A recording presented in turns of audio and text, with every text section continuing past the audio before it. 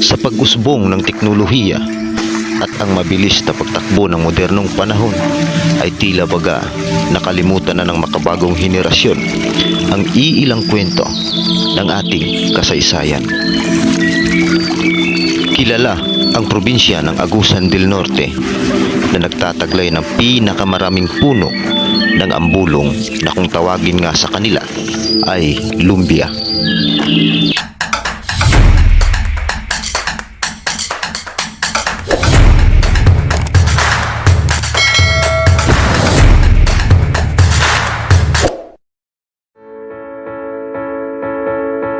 Bago pumatak ang oras ng alas 7 ng umaga, ay iginayak ko na ang aking sarili upang bumiyahe at magtungo sa lugar na kung saan maraming puno ng lumbia.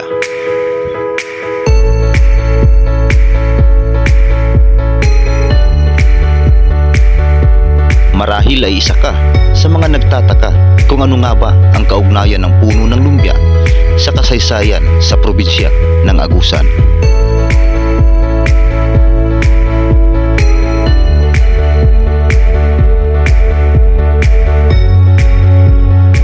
Halina't samahan niyo ako sa aking biyahe at sabay-sabay nating tuklasin ang iilang kwento ng kasaysayan at ang pakikipagbaka ng mga sinaunang tao sa Agusan sa magulo at nakabibinging putukan noong ikalawang digmaang pambuong daigdig.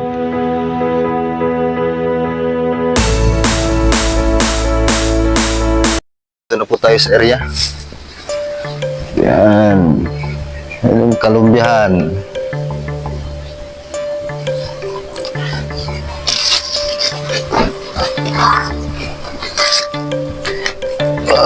Dahan-dahan. Sayang yung mga lumbia, oh. Ayan guys, oh. Sinunog. Yan, ang dami, oh. Sayang. Yun pa.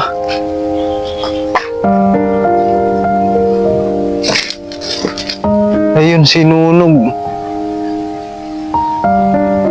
Grabe.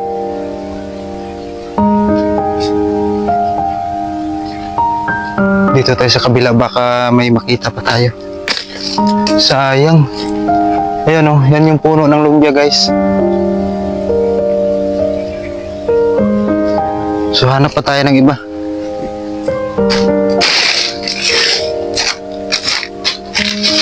Dito tayo, baka may makita tayong hindi nasunog. Yun, sayang, grabe, sinunog nila guys, oh. Nakakapanghinayang.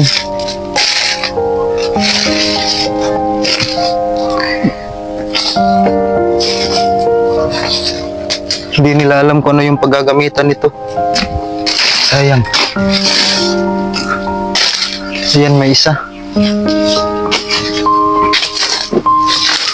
Yan. Grabe, sobrang masukal itong area na to.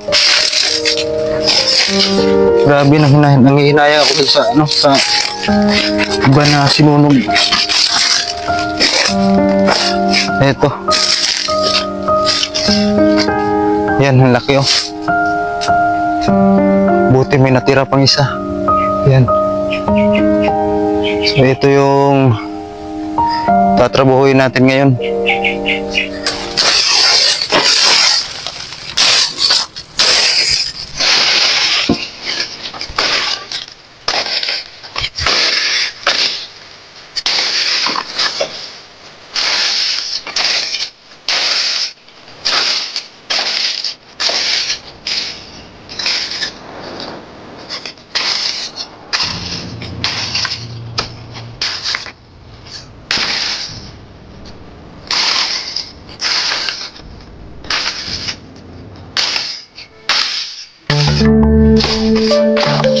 Simula sa pagtumba ng puno ay kakailanganin ang lakas at tamang balanse at plano, dahil isang pagkakamali mo lang, maaari mo itong ikapahamak.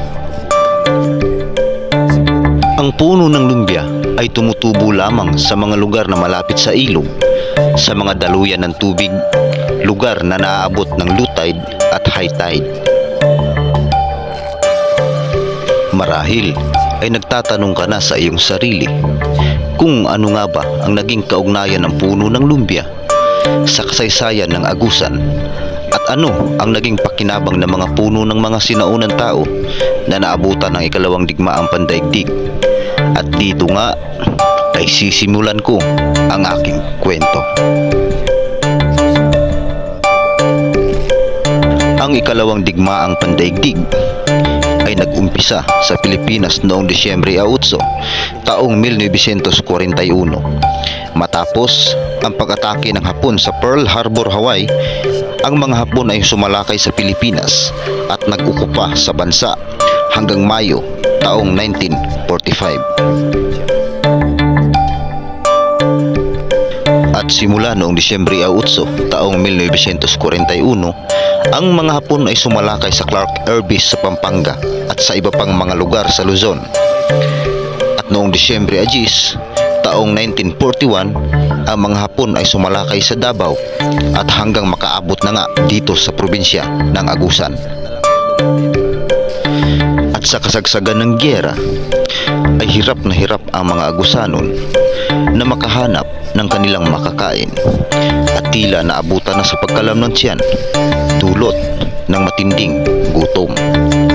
Dahil sa hindi sila makapagtrabaho ng maayos, dahil sa maraming sundalong Hapon ang umaaligid sa kanilang lugar, at sa kasamaang palad, may iilang Agusano na nagtangkang magsaing para makakain ang kanilang pamilya.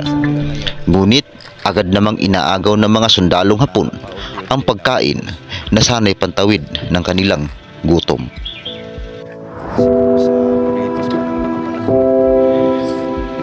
Matatalino ang mga sundalong Hapon dahil nag-aabang lang sila na may umusbong na usok, at pag nagkataon ay agad nila itong pinupuntahan dahil malamang sa malamang may pagkaing niluluto, at ito ay kanilang aagawin at dahilan para malagay sa alanganin ang buhay ng mga sinaunang Agusanon.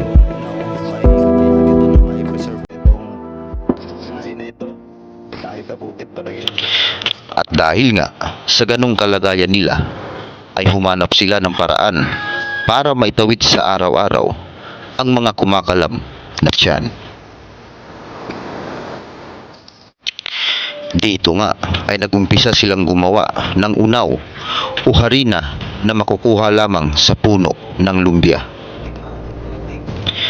At kapag nakaipon na ng marami, ay inilalagay nila ito sa mga malalaking banga, at sa pagkagat ng gabi ay pang-isahan nila itong niluluto. Ang unaw ay may katangian o kakayahan na kung saan kaya nitong tumagal kahit abutin pa ng ilang buwan kapag ka ito ay naluto na. Kinabul at inisab ang tawag nila sa pagkain na ito, dahilan na naging matagumpay ang kanilang ginagawa upang makatawid sa araw-araw ng hindi ginagambala ng mga sundalong Hapon. At ito rin ang dahilan kung bakit sila naging ligtas, dahil sa walang makitang pagkain ang mga sundalong Hapon ay hinahayaan na lamang sila ng mga ito, at hindi rin maitatanggi na ang pagkain rin ang naging unang suliranin ng mga Hapon dito sa probinsya ng Agusan.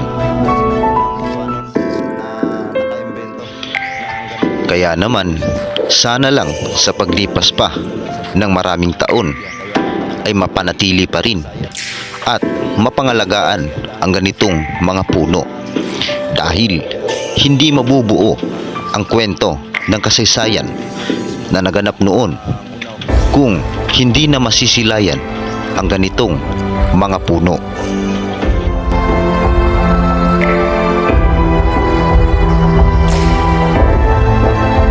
At dito rin nagmula sa punong ito ang Unaw Festival na ipinagdiriwang ng mga Agusanon sa pagsapit ng takdang araw taon-taon.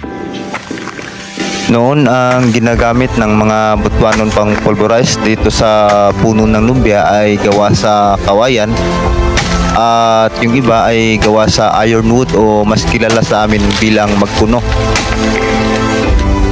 Pero ngayon ang ginagamit ko ay galvanized na tubo gawa sa bakal at nilagyan ko ng housing ng bearing sa may bandang dulo. Yun yung magpupulverize ng puno ng lumbia para makuha natin yung katas o yung starch, harina o yung tinatawag na unaw mula po mismo sa puno ng lumbia. Yung isang biyak ng lumbia ay inabot ako dyan ng 4 na oras bago matapos.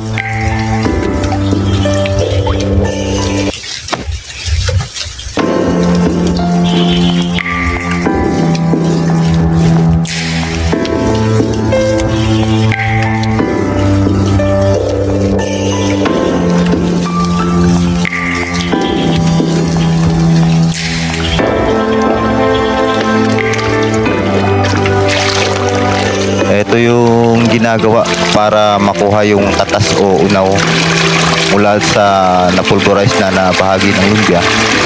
Bubuhusan ng tubig at saka pipigain. Lumulubog naman sa ilalim ng tubig yung unaw at tumitigas. Kaya pagkatapos nito ay i-drain lang yung tubig at matitira etong unaw. Ang mga kwento ng kasaysayan na ating narinig ay nananatiling kwentong bayan na lamang na tanging maririnig natin sa mga matatanda dito sa probinsya ng Agusan, na kung saan ako ay naniniwala dahil ika nga sila ang living witness sa mga naging kaganapan noong ikalawang digmaang pambuong daigdig.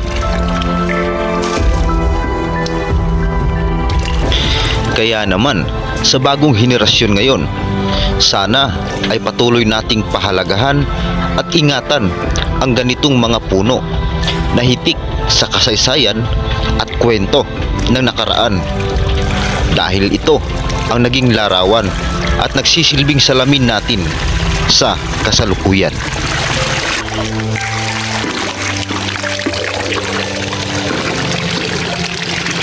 Kinulang man sa oras ang ating kwento. Ngunit, alam ko na sa maikling sandali ng panunood mo sa aking video ay nagkaroon ng panandalian daan para masulyapang muli ang nakaraan. At kung umabot ka sa video ito ay sana huwag mong kalimutang mag-subscribe at pindutin ang notification bell para maging updated ka sa mga video na aming i-upload.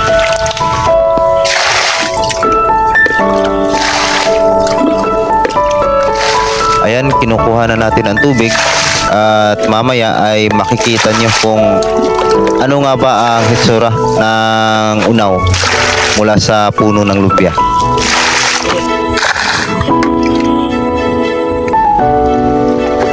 Ang unaw ay nasa ilalim ng tubig.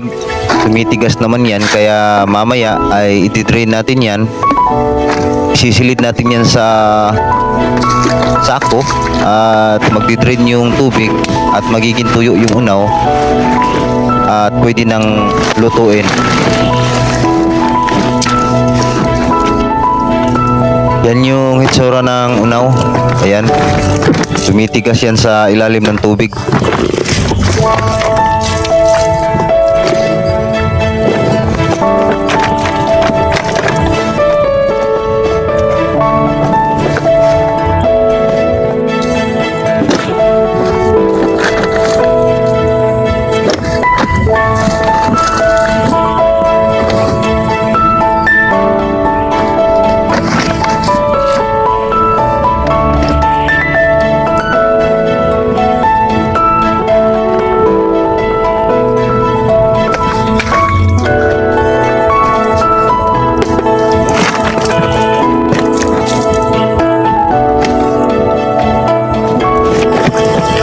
Sa ngayon, yan lang po muna at abangan nyo po ang mga susunod naming i-upload na mga video.